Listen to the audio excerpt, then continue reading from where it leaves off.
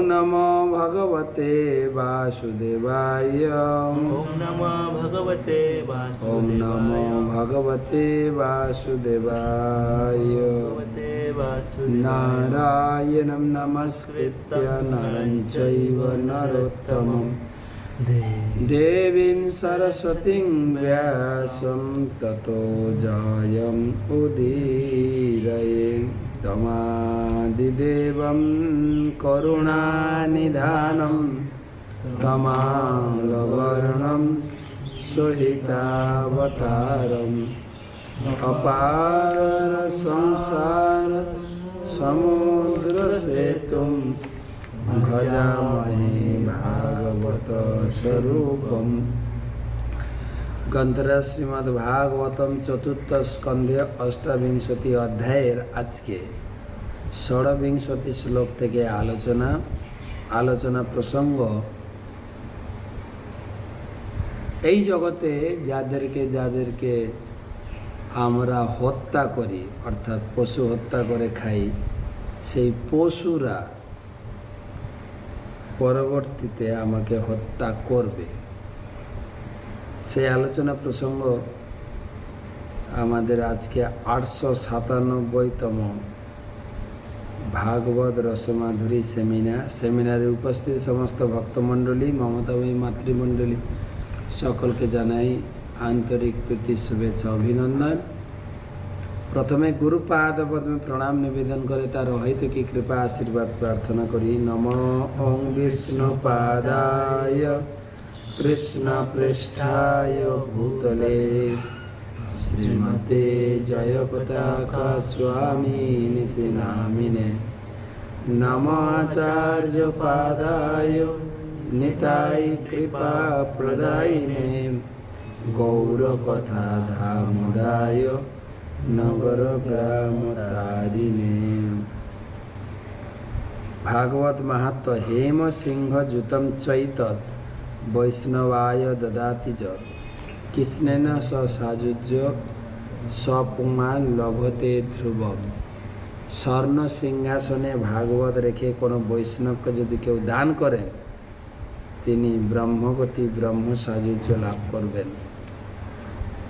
আলোচনা 26 শ্লোক থেকে। তম যজ্ঞ পশবহনেন সংজ্ঞপ্ত্যা যেহ দয়ালুনা কুঠারৈত ছেচ্ছেন্দু ক্ষোভ্যা স্মরন্ত অমি বমস্যতৎ। তম যজ্ঞ পশবহনেন সংজ্ঞপ্ত্যা যেহ দয়ালুনা কুঠারৈ ছেচ্ছেদু ক্ষোভ্যা স্মরত অমি বমস্যতৎ। এই শ্লোকের অনুবাদ এবং তাৎপর্য করেছেন কৃষ্ণ কৃপা শ্রীমূর্তি শিল অভয় চরণারবিন্দ ভক্তি বেদান্ত স্বামী শিল প্রভুপাদ কি যায়। অনুবাদ: সেই অত্যন্ত নির্দয় রাজা পুরঞ্জন বিভিন্ন যজ্ঞে বহু পশু হত্যা করেছিলেন।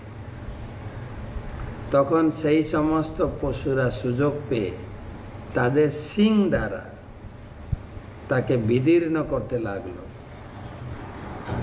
যেন তারা কুঠার দিয়ে তাকে খণ্ড খণ্ড করে কাটতে লাগলো।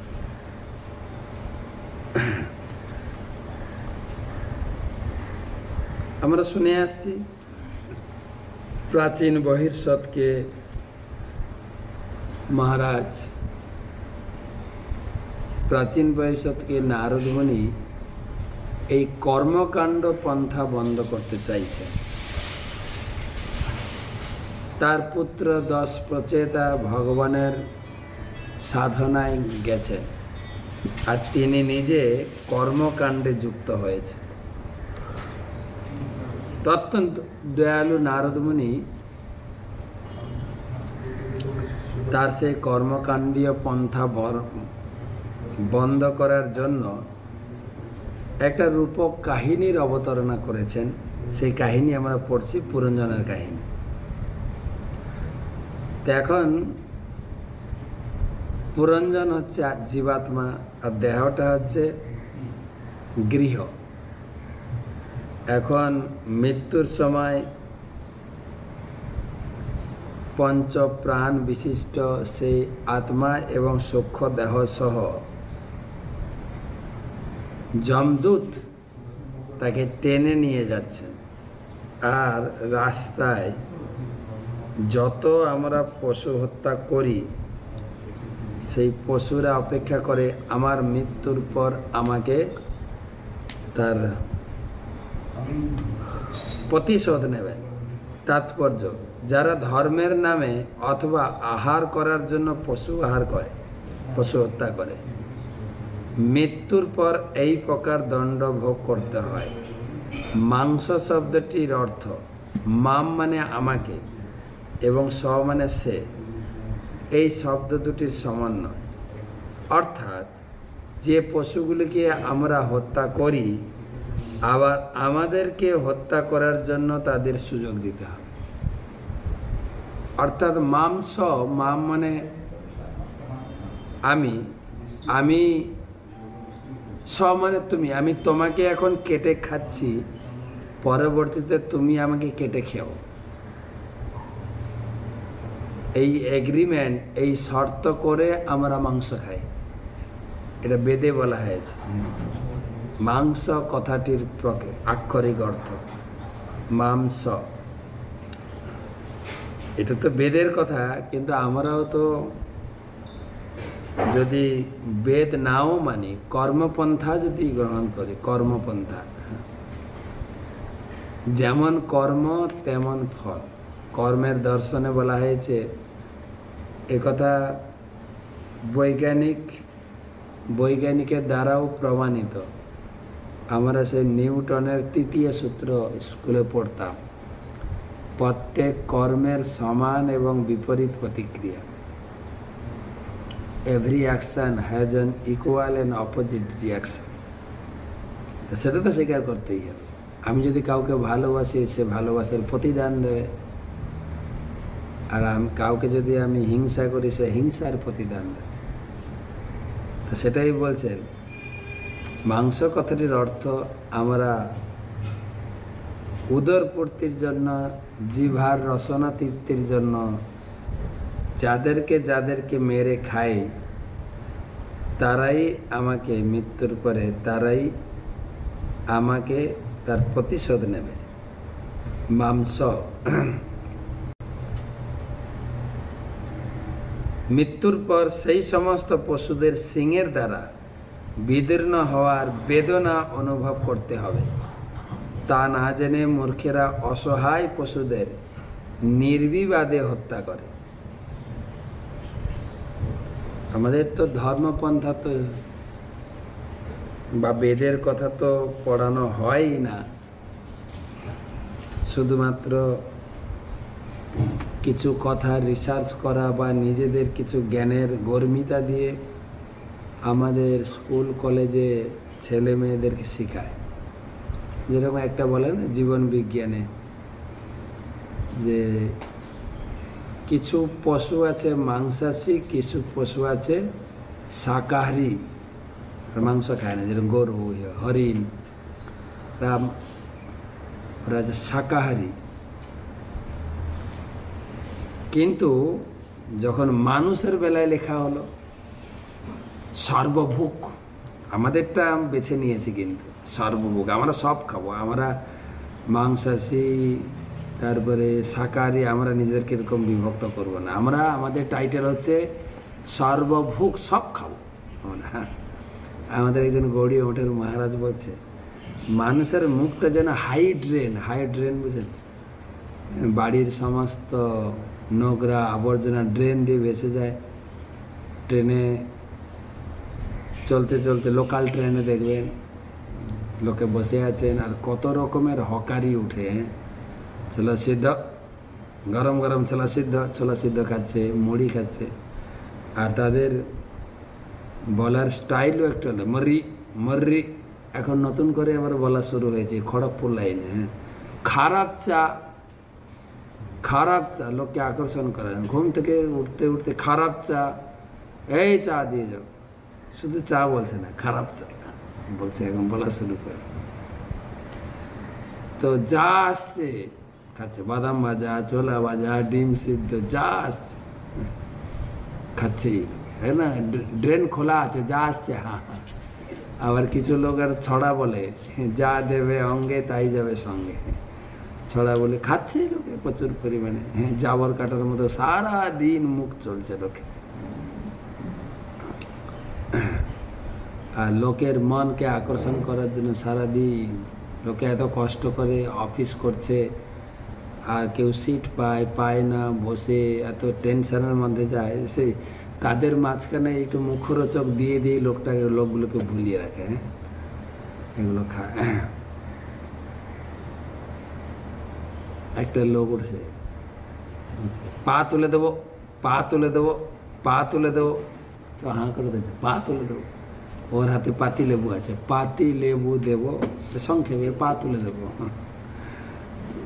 তো খাচ্ছে মানুষ, মানুষের একটা খাদ্যাভ্যাস বিচার রয়েছে, কি খাবে কি খাবে না। সেই হিসাবে বিজ্ঞান ভিত্তিকভাবে ভগবত গীতাতে ভগবান বুঝিয়েছেন মানুষের আহার, কিন্তু সেগুলো তো পড়ানো হয় না। তো অনেক কিছু পড়ানো হচ্ছে। আসলে 700 বছর আগে, মানে আমাদের 700 বছর এই ভারতকে মুসলিম শাসন করেছেন, 200 বছর ব্রিটিশ শাসন গেছে, ইতিহাস দেখা যায়। তো মুসলিম শাসনের সময় ভারত থেকে আমাদের ধার্মিক সিলেবাসগুলোকে তুলে দেওয়া হয়েছে। তারপরে ব্রিটিশ শাসন এসছে, ব্রিটিশ শাসনে তো আমরা এখন ব্রিটিশ শাসন, ব্রিটিশ কালচার নিয়ে চলছি। আমাদের ছেলেমেয়েরা একটু মাতা পিতা এগুলো বলা ছেড়ে দিয়েছে, মম ড্যাড, তারপরে হাই হলো বাই চলছে এখন। আর আমাদের ছেলেমেয়েরা একটু ইংরেজি শিখবে, সব খ্রিস্টান কালচার। আমাদের বৈদিক সংস্কৃতির কালচারটা নেই, তো তো শিখবো করতে। আমাদের শাস্ত্র পড়লে বোঝা যায় যে মাংস খাওয়াটা কত রিস্কি, কত রিস্কি। বাকি আমি যেটা আছে মাছ বা ডিম, আমাদের একজন গুরুদেব কৌতুক করে বলেন, তুমি রোজ রোজ ডিম খাও, রোজ রোজ আন্ডা জম মারেগা ডান্ডা। রোজ রোজ আন্ডা না হলে চলে না, জম তোমাকে আচ্ছা করে পিটা। আবার কিছু লোক কিছু কৌতুক করে প্রমাণ করে দিয়েছে যে ডিমটাও নিরামিষ। আরে এখানে তো আমার গলাবাজি বা পথ পজিশন দিয়ে অনেক কিছু বলতে পারি, কিন্তু এই জীবনের পরে কিন্তু ওই গলাবাজি আর পথ পজিশন চলবে না। ভগবান বলছেন, তান্নহম দিশত কুড়ান সংসারেষু নরাধমান। তুমি এই জীবনে গলাবাজি করতে পারো, কাউকে মানি না, অনেক নেতা মন্ত্রীও বলছে আমি সব মানি না, কিন্তু এই জীবনের পরে আমার হাতের বিচার, ফাইনাল বিচার হবে আমার হাতে।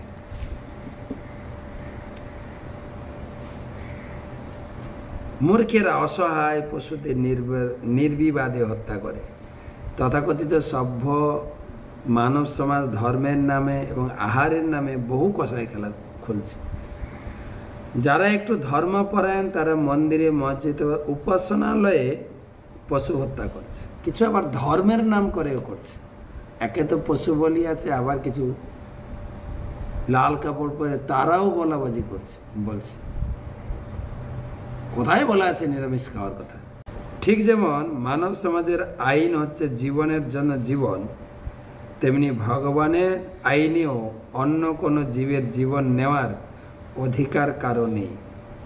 পরমপিতা ভগবানের রাজ্যে বেঁচে থাকার অধিকার সকলেরই রয়েছে, এবং তাই ধর্মের নামে অথবা আহারের জন্য পশু হত্যাকে ভগবান সর্বদাই নিন্দা করেছেন। সাধুদের চরিত্র সম্বন্ধে কপিল দেব যেটা বললেন ভাগবতমে, তিনি বললেন যে সাধুদের চরিত্র হচ্ছে সহিষ্ণু এবং সর্বভূতানাম দয়ালু, সর্বভূতের প্রতি দয়া করতে হবে, বা অদেষ্টা সর্বভূতানাম তিতিকস্য কারুণিকা সুহৃদ সর্বদেহিনা, সর্বজীবের প্রতি সুহৃদ। আমার গুরুদেব ক্লাসে বলেন প্রায় যে আমি এসেছি চিকাগো থেকে, চিকাগো আমেরিকা থেকে। বিবেকানন্দ দেব চিকাগো শহরে উঠে একটা লেকচার দিয়েছিলেন, এই American sisters and brothers, American ভাই বোনেরা। তো গুরুমাজ বলছেন বিবেকানন্দ জগৎবাসীকে ভাই বোন বলে সম্বোধন করেছে। আমাদের এক ধাপ উপরে উঠতে হবে, আমরা এক বাপের সন্তান, যার জন্য আমরা ভাই বোন। সে বাপ হচ্ছেন ভগবান কৃষ্ণ। তো সেই হিসাবে আমরা জগতে তো সকলে একে অপরের, পশু থেকে শুরু করে পাখি থেকে শুরু করে সবাই ভাই বোন। পিতার সামনে কি আমরা এক ভাই আরেক ভাইকে বোনকে কেটে খেতে পারে নাকি? অসম্ভব।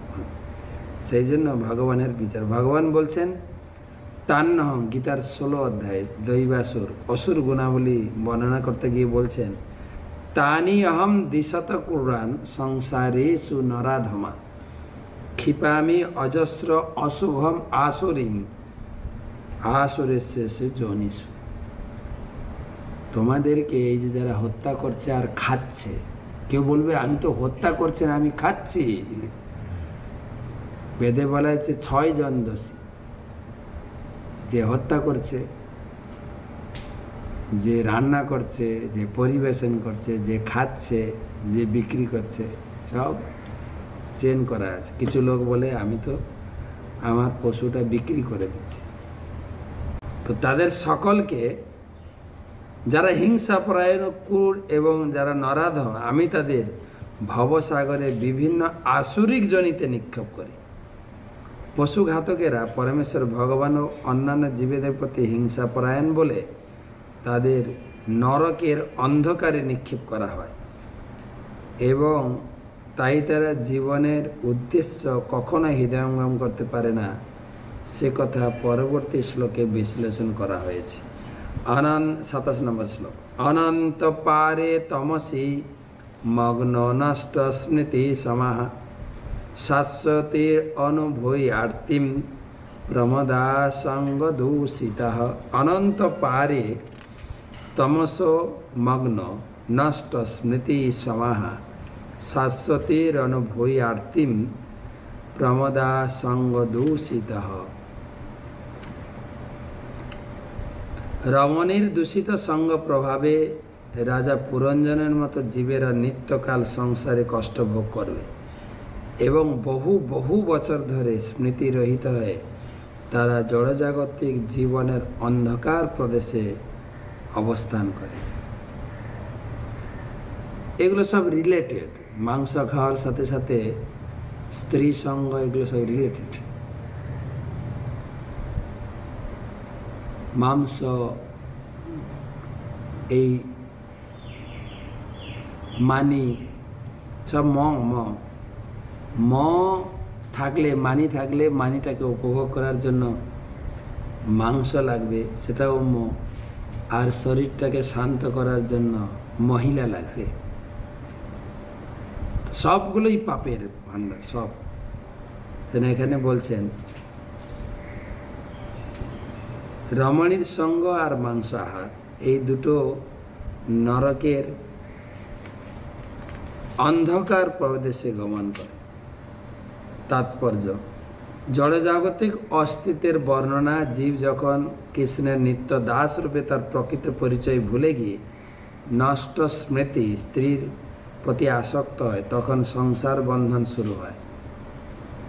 গীতাতে তো আরেকটু কড়া করে ভগবান বলেছেন যে যখনই দেহি সংস্পর্শজা সুখ।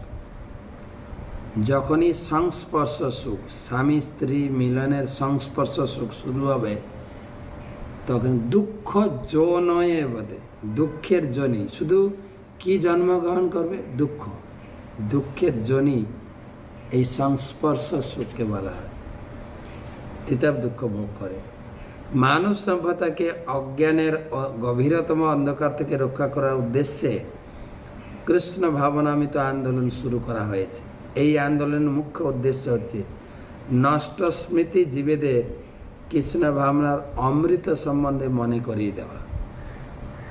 কৃষ্ণকে ভুলে গেছে। যেরকম হয় না, আমাদের মেলাতে অনুসন্ধান অফিস থাকে, জানেন? অনুসন্ধান অফিস। আমার লোক হারিয়ে গেছে, আপনার লোক হারিয়ে গেছে, দিয়ে খবর দেবে আর লোকে গিয়ে বলে। তো এই প্রভুপাদ বলছেন এই কৃষ্ণ ভাবনামিত আন্দোলন হচ্ছে অনুসন্ধান অফিস। লোক হারিয়ে গেছে আমাদের, এসে খুঁজুন খালি। সেজন্য আমাদের বিভিন্ন মেলাতে, বিভিন্ন জায়গায় এই ইস্কনের প্রচার কার্যক্রম থাকে। আমি তো আবার কোথাও কোথাও গিয়ে একটু কৌতুক করে যে এইখানে ইস্কন আছে, লোক জানুক, এমনি গিয়ে বলতাম। অনুসন্ধান অফিসে গিয়ে, মঙ্গল গোবিন্দ দাস ইস্কন থেকে এসছেন, ইস্কনের ক্যাম্পে, ওখানে লোকেরা অপেক্ষা করছে, এত নম্বর জায়গায় এত নম্বর ইস্কনের ক্যাম্প। সব শুনছে ইস্কনের ক্যাম্প, এখানে ইস্কন আছে নাকি? হ্যাঁ, ইস্কন আছে, ইস্কন আছে। তো ইস্কন ক্যাম্প হচ্ছে হারিয়ে যাওয়া লোককে খোঁজার জন্য। মানে আমরা হচ্ছি ভগবানের সন্তান হয়ে ভগবান থেকে হারিয়ে গেছি, তাই সেই হারিয়ে যাওয়া সন্তানকে সন্তানের সঙ্গে তার পিতার সঙ্গে সংযোগ করে যাওয়ার অফিস হচ্ছে কৃষ্ণ ভাবনামিত। আমরা ভগবানকে ভুলে গিয়ে মনে করছে এই সংসারটা আমার, আমার স্ত্রী, আমার স্বামী, আমার ছেলে মেয়ে, আমার পিতামাতা, কিন্তু এটা তো আরেকটা সংসার পেতে, অরিজিনাল জায়গা থেকে হারিয়ে গেছি। এইভাবে জীবাত্মা অবিদ্যার সংকট ও দেহান্তর থেকে রক্ষা পেতে পারে। এই সম্বন্ধে ছিল ভক্তিবিনোদ ঠাকুর গিয়েছেন, অনাদি কর্ম ফলে পড়ি ভবার নবজলে, তরিবারে না দেখি উপায়, এ বিষয় হলা হলে দিবানিশি হিয়া জলে। এ বিষয়, যার যত বিষয়, কালকে একজন বলছিলেন আমার টাকা পয়সা নেই, আমি বলে আপনার বিষ একটু কম আছে। শাস্ত্রে বলছে এ বিষয় হলা হলে দিবানিশি হিয়া চলে। আমাদের মায়াপুরে এটা মুসলিম ছেলে ছিল, আলম ভাই, এমনি আমাদের মন্দিরে লেবারি কাজ করত। তারপরে তার মোটামুটি জমি জায়গা ছিল, ধীরে ধীরে জমি জায়গা সব বিক্রি করে, কারণ মায়াপুরে এখন আন্তর্জাতিক ট্যুরিজম হতে চলেছে, বিদেশ থেকে বহু লোক আসছে, বহু চড়া দামে জমি জায়গা বিক্রি করেছে। এখন বিশাল একটা বিল্ডিং, মানে ফ্ল্যাট বিক্রি করেছে, ভাড়া দিয়েছে, এখন কয়েক কোটি টাকার মানে। একজন কৌতুক করে জিজ্ঞেস করছে, কে আলম ভাই কেমন আছে? আর বলো না, রাত্রে ঘুম হয় না। কেননা ওই বিষের জ্বালা, যে আগে এগুলো ছিল না তো, আগে তো মোটামুটি খেটে খেত, এখন হয়ে গেছে এই বিষয় হলা হলে কে যদি চুরি করে নিয়ে যায়, কে এটা করে নিয়ে যায়, দিবানিশি হিয়া জল। হিয়া মানে হৃদয়, বিষের জ্বালাতে হৃদয় জ্বলছে বিষয়। মন কভু সুখ নাহি পায়, মন সুখে থাকে নাকি? সেই জন্য লোকে মোটামুটি শান্তি করে ঘুমানোর জন্য এই ঘুমের বড়ি টড়ি খেয়ে ঘুমায় আর কি। আমার অতীতের কর্মকাণ্ডের কারণেই আমি এখন অজ্ঞানতার মহাসমুদ্রে নিপতিত হয়েছি। প্রকৃতপক্ষে একটি বিষাক্ত সমুদ্রের মতো এই মহাসাগর থেকে বেরিয়ে আসার কোনো উপায় আমি খুঁজে পাচ্ছি না। আমরা ইন্দ্রতৃপ্তি সাধনের মাধ্যমে সুখী হতে চেষ্টা করি, কিন্তু আসলে এই তথাকথিত তৃপ্তি সাধন হলো গুরুপাক কটু খাদ্যের মতো, তা হৃদয় দহনের কারণ। আমি দিবারাত্র ক্রমাগতভাবে জ্বালা অনুভব করে চলেছি, তাই আমার চিত্ত প্রসন্ন হচ্ছে না। এই জড় অস্তিত্ব সর্বদাই দুশ্চিন্তায় পূর্ণ। মানুষ সর্বদাই এই দুশ্চিন্তা দূর করার চেষ্টা করছে, কিন্তু যেহেতু তারা আদর্শ নেতার দ্বারা পরিচালিত হচ্ছে না, তাই তারা নেশা করে এবং রতিক্রিয়ায় লিপ্ত হয়ে তাদের সেই জড়জাগতিক দুঃখ দুর্দশার কথা ভুলে যাওয়ার চেষ্টা করে। মোটামুটি একটু নেশা করা, স্ত্রী সঙ্গ করে ভুলে যাওয়ার চেষ্টা করে। এর আগের 3য় অধ্যায়ে বলা হয়েছে পুরুষের লিঙ্গতে একবার স্পর্শ সুখ আছে, ওই স্পর্শ সুখে দেহের ক্লান্তি সব ভুলে যায়, আবার খাটতে শুরু করে। তো এখানে সেটাই বলছেন, মূর্খ মানুষেরা জানে না যে নেশা ও স্ত্রী সঙ্গের দ্বারা দুশ্চিন্তা থেকে মুক্ত হওয়ার চেষ্টা করে, কেবল তার জড়জগতের তারা আরও দৃঢ়ভাবে আবদ্ধ হয়। এইভাবে সংসারের দুশ্চিন্তা থেকে মুক্ত হওয়া সম্ভব নয়।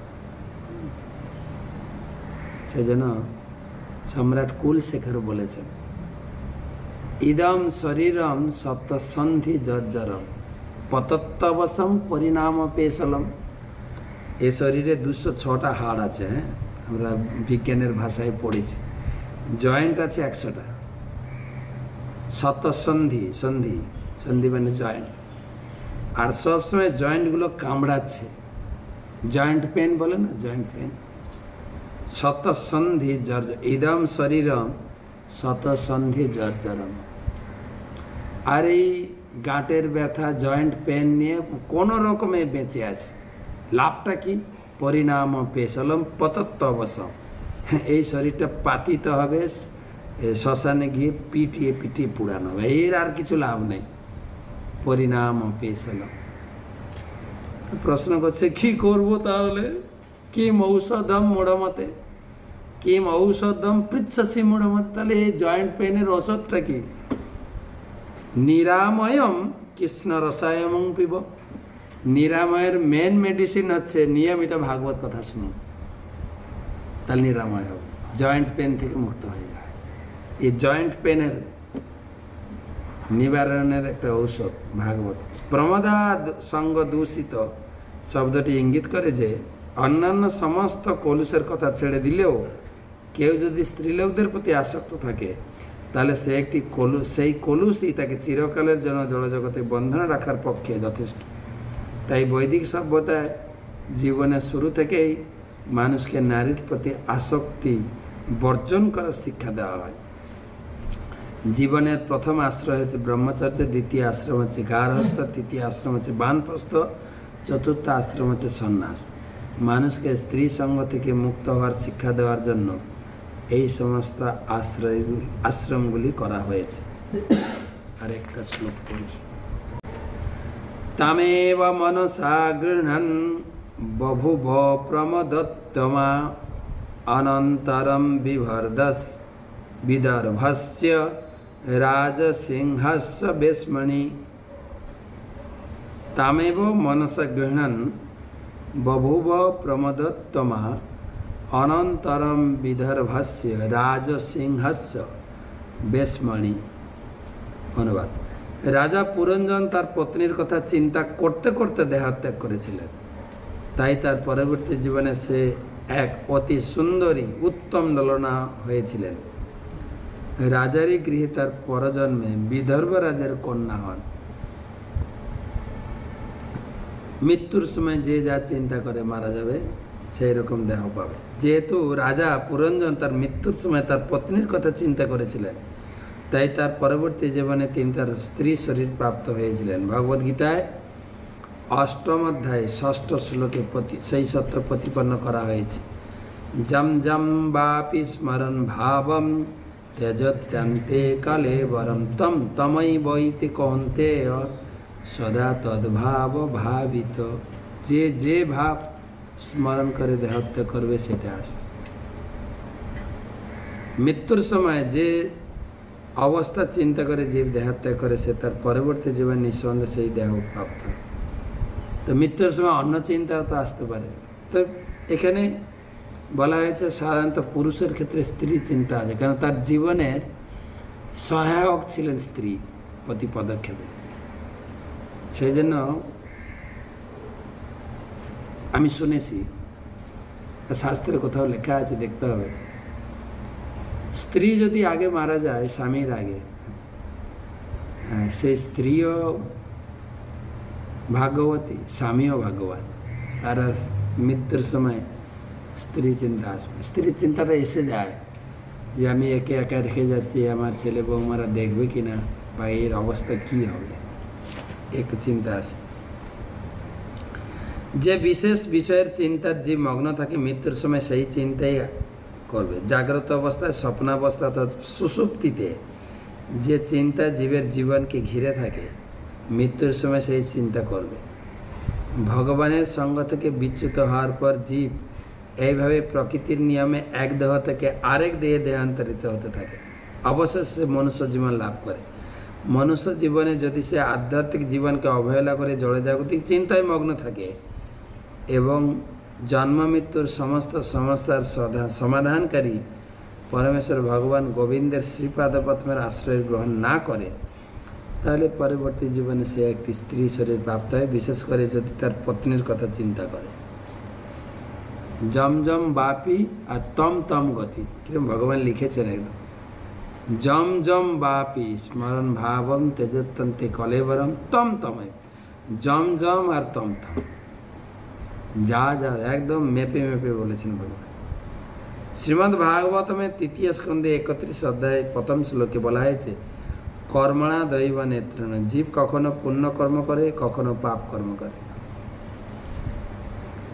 আবার কখনো দুইভাবে আচরণ করে। আমাদের কখনো কখনো বলা হয় না, খালি হাতে এসছো খালি হাতে যাবে, একজন বলছে না না না খালি হাতে কোথায় এসছি, বললেই হলো নাকি খালি হাতে এসছি আর খালি হাতে যাব, এগুলো তো লোকাচার কথা। আসল কথাটা হচ্ছে ভাগ্য নিয়ে এসছি আর কর্ম নিয়ে যাব, খালি হাতে আসি নাই, ভাগ্য নিয়ে এসছি, কর্ম নিয়ে যাব।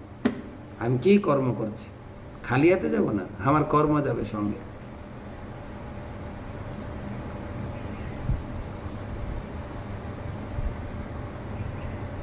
তো জীব কখনো পুণ্যকর্ম করে, কখনো পাপ কর্ম করে, কখনো দুইভাবে করে।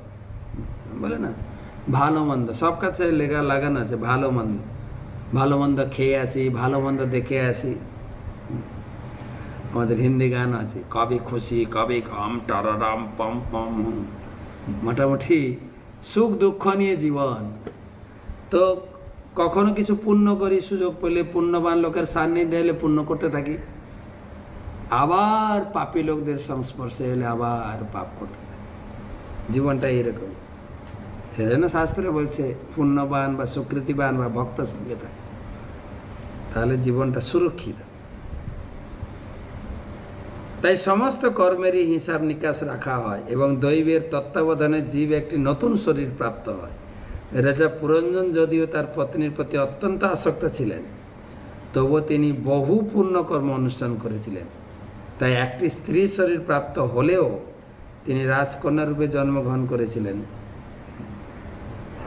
আমি স্ত্রী চিন্তা করতে করতে বলে স্ত্রী শরীর পাবো, কিন্তু কি স্ত্রী শরীর পাবো? রাজকন্যা হতে পারি, গরিবের ঘরে স্ত্রী মেয়ে হতে পারি, অথবা আমি পশু পাখির স্ত্রীও হতে পারি।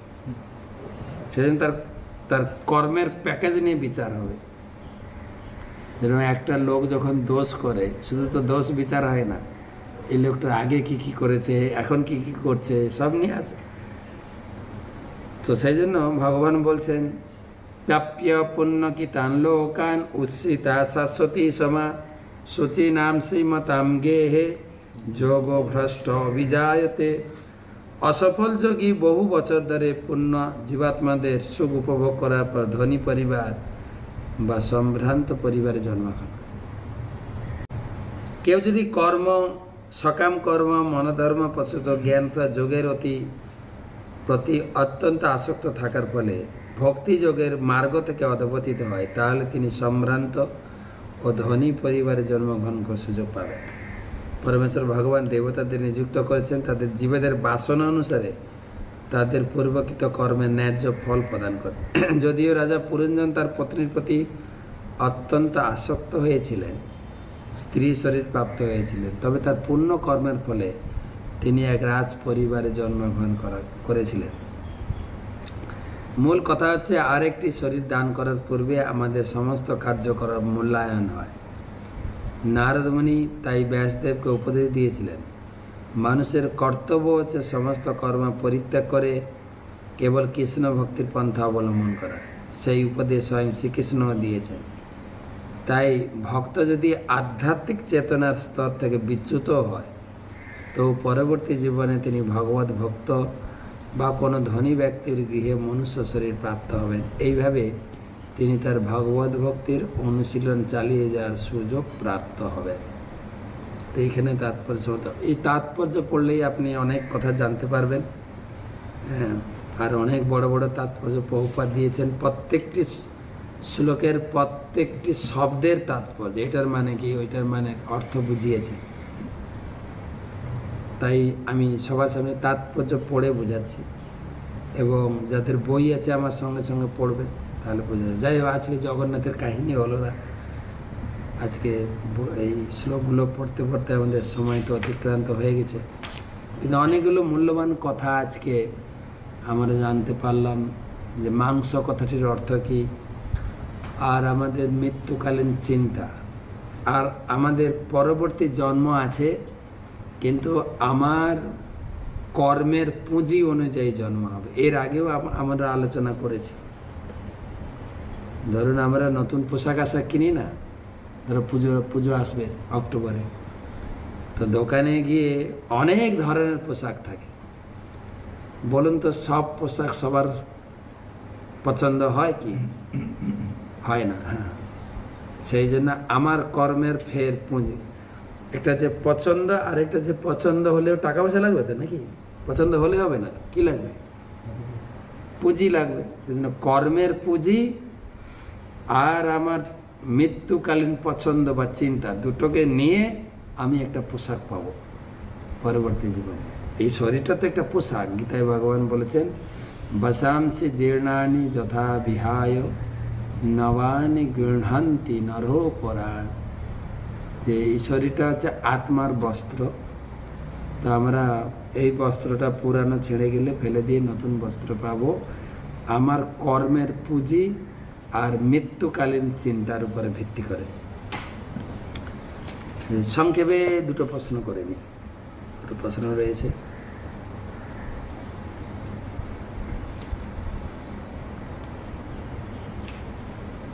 প্রশ্ন করেছেন রাধা শ্যাম গড়াই, হাওড়া থেকে রাধা শ্যাম গড়াই প্রশ্ন করেছেন, হরে কৃষ্ণ মহারাজ, আপনি আমার দণ্ডবত প্রণাম দেবেন। মহারাজ, আমাদের মতো সাধারণ মানুষ জীবনে কিছু পাপপূর্ণ কাজ, তার সাথে কিছু পুণ্য কাজও করে থাকে। ফলে আমাদের মৃত্যুর পর আমাদের আত্মা সহ সূক্ষ্ম শরীর জমালয়ে নিয়ে গিয়ে পাপের শাস্তিস্বরূপ বিভিন্ন নরকে দণ্ড দেওয়া হয়। এই দণ্ডের ফলে নিশ্চয়ই আমাদের এই জন্মের পাপ স্খলন হয়ে যায়। তাহলে তারপর আমাদের অতৃপ্তি আসে। অতৃপ্তি আসক্তি বা বাসনা অনুযায়ী আমাদের নতুন দেহ প্রাপ্ত হয়।